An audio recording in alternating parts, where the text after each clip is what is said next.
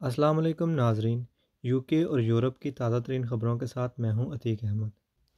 तो अभी मैं आपके साथ जो ख़बर शेयर करने वाला हूं वो यूके से है और शायद ये काफ़ी सारे लोगों के लिए एक अच्छी ख़बर ना हो। ख़बर की तफसील यूँ है कि यूके गवर्नमेंट ने ये ऐलान किया है कि जो लोग अब ट्रैवल करेंगे यूके की तरफ और उनको डिफरेंट वैक्सीन्स लग चुकी हैं। जैसे कि एक किसी को पहली जो डोज़ थी वो फाइज़र की लगी है और सेकंड डोज़ जो है मॉडर्ना की लगी है या कोई भी लगी है, तो वो अब एक्सेप्टेबल नहीं है यूके में। यूके गवर्नमेंट उसको एक्सेप्ट नहीं करेगी।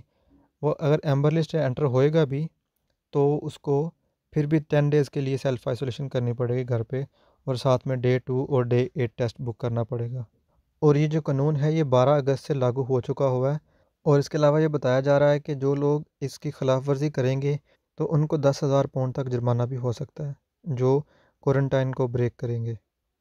क्योंकि काफ़ी सारे लोगों के दिमाग में ये बात थी कि हमें अब डबल वैक्सीन लग चुकी है, बेशक डिफरेंट ही लगी है लेकिन लग चुकी है और हम अब जो सेल्फ आइसोलेशन है उससे एग्ज़ैम्प्ट हैं, हमें नहीं करना पड़ेगा। बताया जा रहा है कि जो डब्ल्यूएचओ है, उसकी पॉलिसी के ख़िलाफ़ है ये कि आप डिफरेंट जो वैक्सीन लगाते हैं, इसलिए जो डब्ल्यूएचओ है उसको रिकॉग्नाइज़ नहीं करता। इस वजह से जो यूके ने ये कानून लागू किया है कि जो आएगा डिफरेंट वैक्सीन वाला उसको सेल्फ आइसोलेशन करना पड़ेगा। तो नाज़रीन ये थी अहम ख़बर जो मैं आपके साथ शेयर कर रहा था।